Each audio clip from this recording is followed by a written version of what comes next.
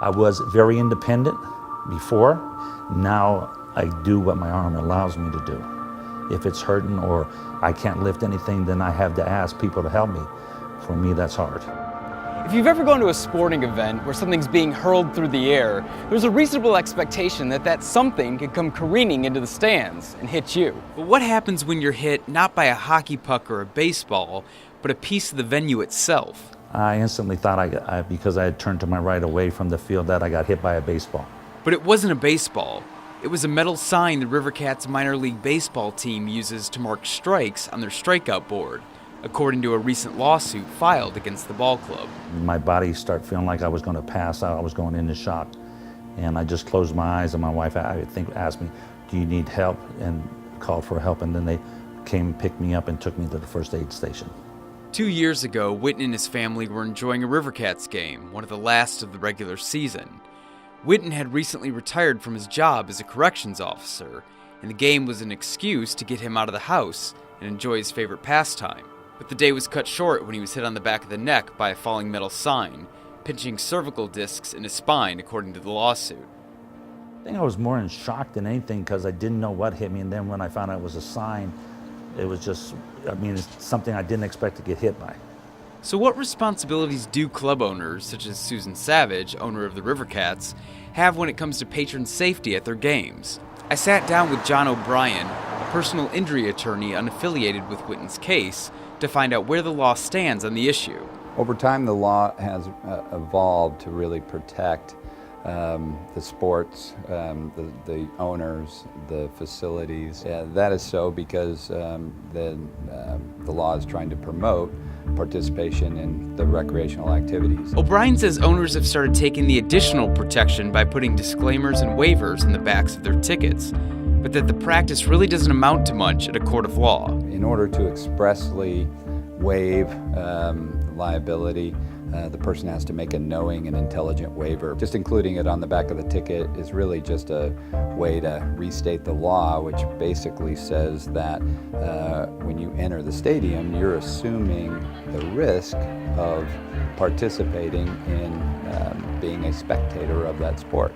In the Rivercats' answer to Witten's complaint, the team's attorneys have denied responsibility and have alleged that Witten knew the hazards and risks involved when attending the game. Most people don't go to a game thinking, okay, we got to be careful because, have our son here, or, you sit over here, or is there anything above me, or anything can hurt me.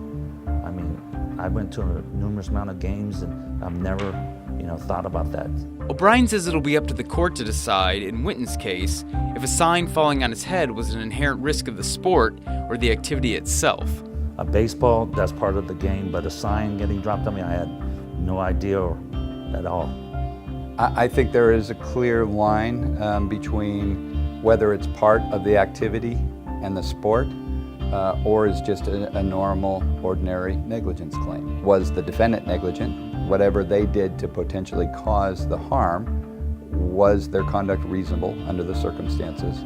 And then you also measure the person who was harmed. You measure their conduct. Like I think the case that you're asking me about, there's certainly nothing that the patron in that situation did to cause their own harm. I reached out to the Rivercats to get their take on the incident, but was told they were unable to comment on ongoing litigation, and that they were, quote, addressing the situation and hope to come to an agreeable solution quickly. Still, Witten wonders how a $30 million stadium owned by what Forbes has called the minor league's most valuable team couldn't do more to help him, especially when the team offers some of the highest priced ticket options of any club. Rivercats reached out a little bit, but they never once were, I didn't feel like they were concerned about my health. And I just felt that there should have been more responsibility and more actions from their part to come towards me and see what they could do for me. And I didn't get any of that from them. Since his injury, Witten's leading a much different life than the one he thought he'd be enjoying in retirement. He can no longer play softball. When he plays catch with his son, he's only able to use one hand, and even that takes a lot out of him. I lost my independence. I retired and thought I could be able to do all these things, and now I can't. Play golf? No. One arm, anything with one arm I'm good with. Two hands? No. There's no more football, no more basketball. It bothers me a lot because my son is so young and he's just getting into he's only 9 playing on travel team, made All-Stars, but I can only do so much with him because I have one hand. It's unclear what steps the River Cats have taken to ensure something like this doesn't happen to anyone else, or if any safety mechanisms or practices have been implemented since the incident with Witten. I think there needs to be more information put out there about people can be hurt and how you can be hurt and what the responsibilities are and what could happen. You can change your whole life. I mean, like I said earlier, I'm just glad it was me and not my son, because if he was at 9 and had the problems I had, it would be, his life would be changed to where he would never enjoy what I've enjoyed.